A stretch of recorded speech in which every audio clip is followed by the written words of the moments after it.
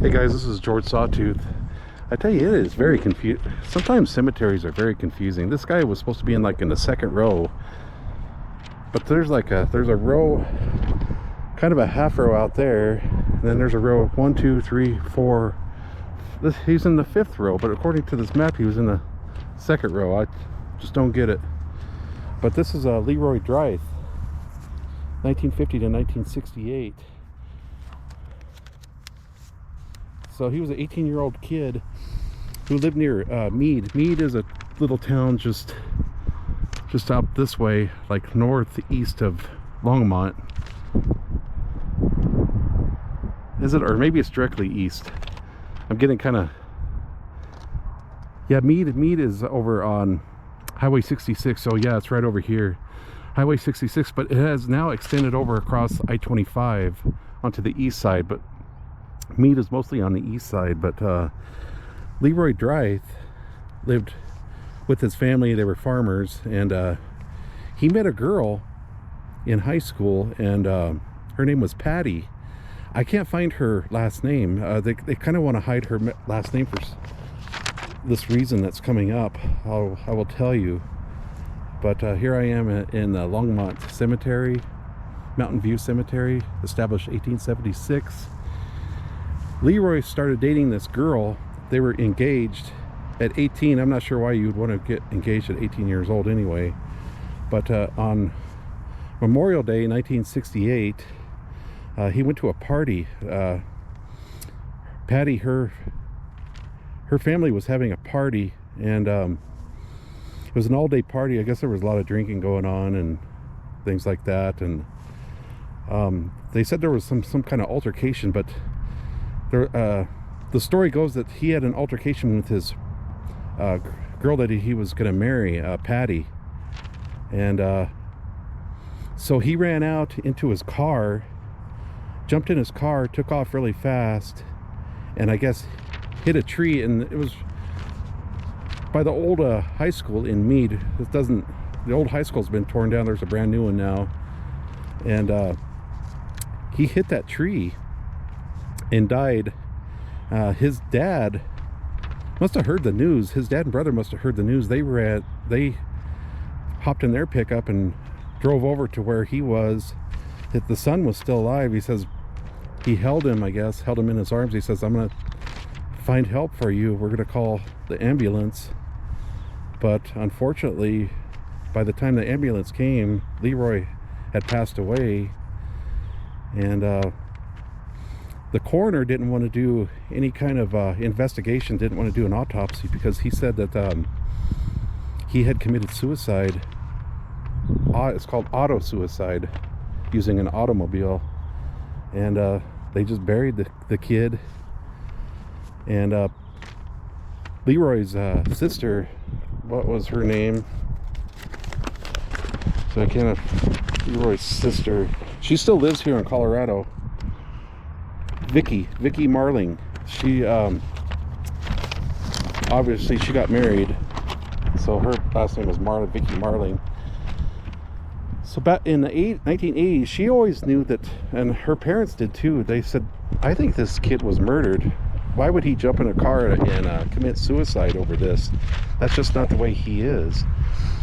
And finally, in 1988, Vicky went to the coroner here in Longmont, the Boulder County coroner, and they too said that. So these were all different people working there at this time, from the previous coroner, who said that it was basically a suicide. And then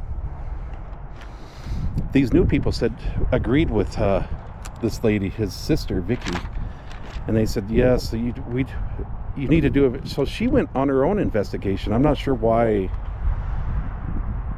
the police didn't do their investigation, and to this day nobody has been arrested too for this murder.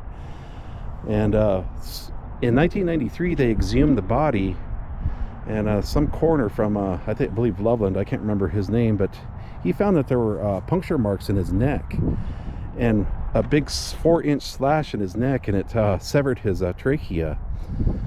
So he's thinking, here's the theory, and it's probably correct, Leroy got into a fight with Patty's, the girl he was going to marry, with her family members. And they had pulled out a knife and stabbed him in the neck and cut his throat 4 inches deep, and enough to where it severed the trachea. Leroy jumped into the car, tried to find help for himself, and probably ran out of oxygen. You know, when you can't breathe your trachea, you run out of oxygen, and you're gonna die if you don't get a tracheotomy. And so he ran into that tree. So running into that tree was subsequently because of getting stabbed by these people. And these people are probably, I don't know, they are either old or they're dead at this time. But it's just too bad that none of these people were ever brought to justice for poor Leroy Drieth. And just an 18-year-old kid. And his dad died in 2003. His mom died in 2019. His mom got remarried. I'm sure that the stress of having your boy die, a lot of stress on a marriage. So they probably got a divorce, and she married somebody else. Her last name was Farmer. When she died, she's buried up in Loveland. His dad is buried somewhere in this cemetery. I thought they were fairly close, but maybe not. I need to double check to see where his location is. But this was a story here. It was on Unsolved Mysteries, I think episode 88.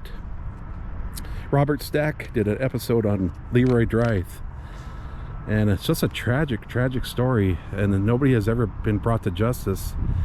And I can't find his fiance. I can't find her last name.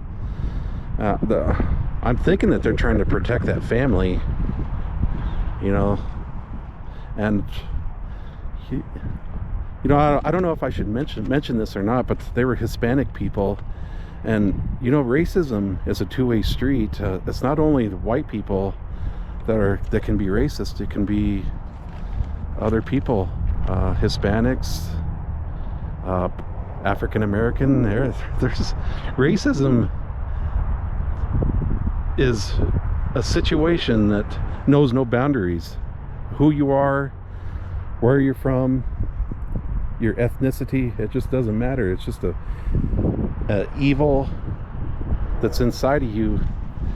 And then unfortunately in this situation, it manifested in a way that Leroy lost his life, and it's just too bad. But another tragic history here in Colorado. I thought everybody should know.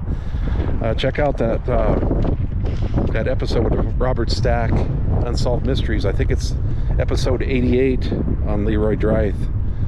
They did a recreation of it. You could tell this is Weld County, Colorado. That recreation definitely looks like California, because Weld County, Colorado does not look like that. But Leroy Drieth, rest in peace, man. I know you're somewhere. I know you are somewhere, having a second chance, or you're in a different dimension. Who knows where we go.